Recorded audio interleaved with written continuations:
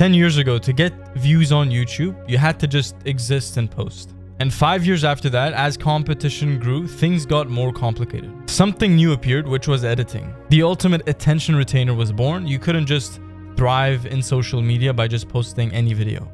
You had to stand out and you had to make something that people actually wanted to watch. And now we're in the hyper editing stage where everybody wants to edit their videos for maximum retention. But I believe that there is a better way to get views and grow your personal brand in today's day and age. And I'm going to explain everything on how to structure and style your videos to not just blow up your personal brand, but to blow up your business as well. So my usual videos are edited, sometimes more, sometimes less. But with this video, I'm going to do an experiment to see how good the retention is even with minimal editing. And this is also going to test your dopamine baseline levels. So let's get into part number 1, the attention reset. You see, most creators are actually competing for attention by increasing stimulation rather than increasing value. They're editing more instead of giving more information and value in the videos, especially content creators that make educational content. There are 2 types of content creators. Number 1 are entertainment creators, and number 2 are value-based education creators who are teaching a certain topic. And we've had different trends over the years where we had like years of just everybody was posting raw talks, unfiltered videos,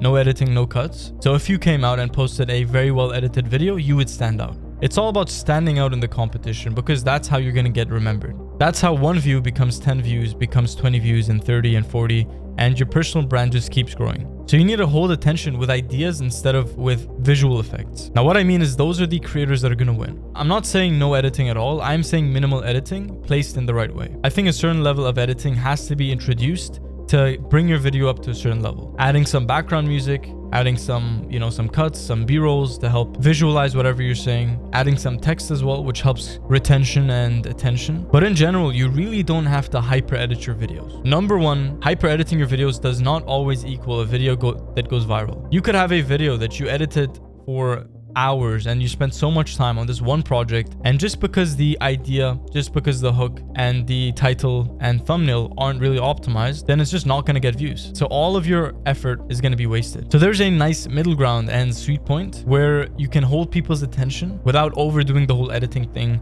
and you also save yourself time. Like, who wants to hyper edit a video every single second only for the video to get 100 views? It's just not a good feeling when you put all this time and effort into a video and it just doesn't perform. I've had that so many times. And on the exact opposite end, you could put no effort into a video, just open the camera, talk, upload as it is. But then those types of videos don't really work because people need a reason to watch. People need some level of stimulation. It doesn't have to be a lot, but they need some level of intrigue, of curiosity, of just like something has to stand out. So I'm not saying no editing. The verdict is you want minimal editing that portrays your personal style. A clean personal brand aesthetic, using one clean font, using a certain type of B-rolls. And you don't need to be flashy, you just need to be precise and consistent without also being boring. Because over time, audiences, they just get bored and exhausted by just so many effects, so many cuts and edits, and so much noise as well. So you need to just cut back on the noise and make things a bit more simple. Simple doesn't mean low effort. Simple just means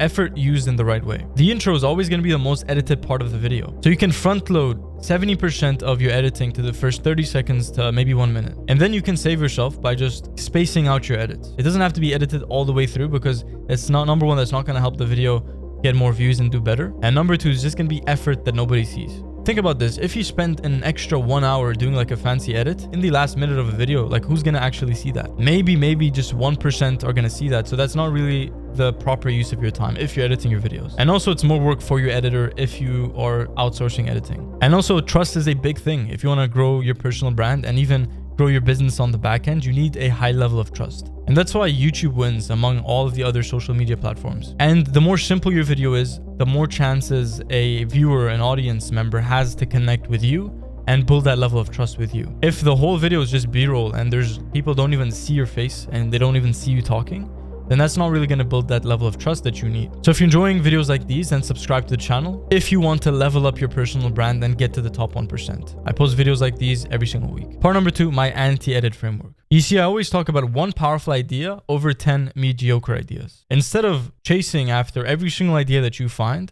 take the time to find that one idea that could change everything. You don't need, 100 videos to do really well. You just need 1 video, 2 videos, 3 videos to outperform your average. And that's going to give you enough feedback and data to use those ideas to make more videos. And those videos are more likely to do even better. And it's very important to understand that if the theme of the video is bad, if the basics are bad, if the idea is something that people don't really care to watch, no amount of editing is going to save it. That's where if you just edit more, you'll just waste your energy and effort because the idea itself, the theme, is not really validated. So yes, if you know for a fact that the idea that you're going to make a video on is for sure 100%, it has viral potential, it's going to do amazing, then you can add some more spice with the editing. You can add some more effort, some more cuts, because you know that that's going to translate to a better viewer experience. But most of the times you can't really know exactly when an idea can work well. You just have to keep testing. Edit in order to improve understanding and not just stimulation. For sure, you could just edit and add multiple B-rolls everywhere and just add loud music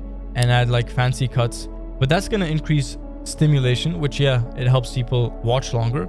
But it's not going to increase comprehension of what you were saying, of the ideas that you were presenting. And that's actually one of the most important things. As soon as you just layer B-rolls everywhere in your video, at some point people they're focused more on the B-rolls, they're focused more on the cuts than what you're actually saying. And if you have a business, if you have a coaching and consulting offer, and you're an educational content creator, then what you say is very important, if not more important than what's being shown. So yes, editing is going to help you, especially if you want to start up with cinematography, improve your visuals, improve just like the feel of your videos, make them look like a movie. That is amazing, but you don't want to allow that to take away from the viewer actually understanding exactly what you're saying.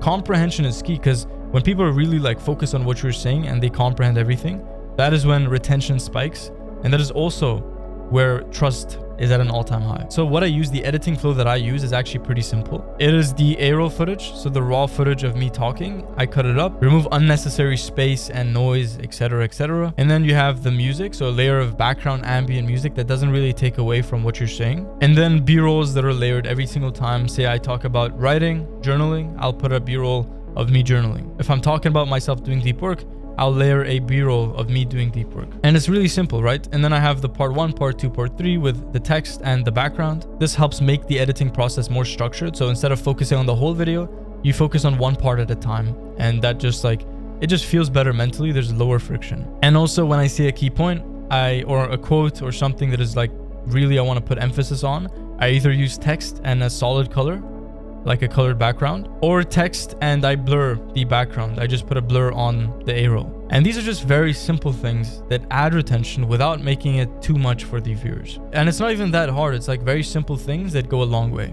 1% changes that make the biggest difference over the long term. So the idea is to focus on storytelling, to focus on clarity and the message that you were giving, over fancy tricks, over hyper-edited visuals. Now the key here with what I'm about to say is very simple. You want to make viewers stay because they are, not because they are overstimulated, but because they actually enjoy what you're saying. Because they are interested in, number 1, the idea, number 2, the topic, number 3, how you speak, number 4, what you say, and number 5, the information and the value that they get as a result of watching your video. And that's how you build an audience that comes back for your thinking, not just for your editing or your visuals. And production quality is important, but it shouldn't take away from the value of your message, especially if you're an educational content creator. Now let's talk about the more specific, in-depth business side of how to grow your personal brand. Part number 3, why this blows up a business. You see, simple content scales because you can produce more of it more consistently. The problem with hyper-edited videos with very high standard of production quality is that it's hard to produce. I remember the days of making really edited videos, and every video would take like 8 hours to edit. And you just can't post so many of those. And when you do post them, you feel like you have a creative block and you feel like you have all this energy put into something, and there's not even a guarantee that it's gonna do well. So simple content scales because you can just post more consistently, and the more consistently you post, the more chances you have of a video working. Say that every 1,000 videos you post, 10 or 15 or maybe even 20 do really well, they go viral. So what is the fastest way to get videos that go viral? It is by posting way more volume. Volume at a certain quality is always going to take you further than quantity with no quality. And this is going to put your face out there. This is going to increase your online brand presence because you're able to just, number 1, get more feedback because you're posting more videos more consistently. And number 2, just build the skill set of talking, of communicating, of making videos. And that's exactly what is going to get you to where you want to go. The personal brand that builds you the life of freedom that you want. And that's why I'm able to post 2 times a week, not just on this channel, but on the main channel as well as posting multiple Instagram reels every single day. The reason I'm able to do that is because the editing process is simple. It's not overwhelming. It's not like trying to make a movie, because that's going to take way too much time. It's enough editing to keep people interested, to keep this like personal branding aesthetic, but it's not too much where you get overwhelmed by the workload. And that's how you're able to post consistently, and that's what's going to make you grow. Most creators I have seen, they start posting once a week, and then like months later, they stop posting for months. I do not think that I have not posted a YouTube video in a single week in the last 2.5 to 3 years of uploading. And I'm serious when I say that. I've been on vacations, I've been sick, I've been off work, and I've had multiple excuses and reasons as to why not to post, but I've still managed to post at least one video every single week for the last, I think, 2.5 years. And that just shows you that consistency is the name of the game here. You know, there's no such thing as cheap hacks, shortcuts. The only way is the long way. So create a sustainable system for yourself, and that's gonna help you post more consistently, because viewers buy from somebody they trust. And that does not mean a hyper-edited creator. It means somebody who provides enough value consistently enough, with enough of a reason to watch every single video. In the personal branding space, YouTube is a platform where you can build the strongest personal brand, because on short form, people are competing for, 30 seconds of watch time. But on YouTube, you are posting a video that is 10 minutes, 15 minutes long. And there's somebody out there who is watching your full video. And just think about how much deeper of a relationship that person is going to have with you, and how much trust they're going to have with you and what you're saying and the problem you're solving. And actually, the moment I switched to long form videos on the main channel, that's where things started to change and take off as well. We're talking 10 plus minutes. I used to post, long form videos that were like 3 minutes, 4 minutes, 5 minutes long. But I started to post videos that were actually 10 minutes, and I started to challenge myself with, sometimes even 28-minute long videos. That was a lot of editing. It was more work. It's like literally double the work and time of a 14-minute video. But as soon as I started posting longer videos that build more trust, that have more touch points, I grew about 50,000 subscribers on YouTube in the few months that followed after that. I think it was 0 to 20k subs on YouTube. I was just doing like shorter videos, 3 minute, 5 minutes, sometimes like maximum videos. And then that jumped from like 27 all the way up to 50, 60k within like the span of a couple of months. That all took place when longer videos started to be posted on the channel. And that's when everything started to change. The business that communicates clearly will always outperform the business that tries to make the most flashiest videos. So attention gets people to watch, value gets people to stay, and trust gets people to buy. So I hope you enjoyed this video. Subscribe to the channel, and I'll see you in the next one.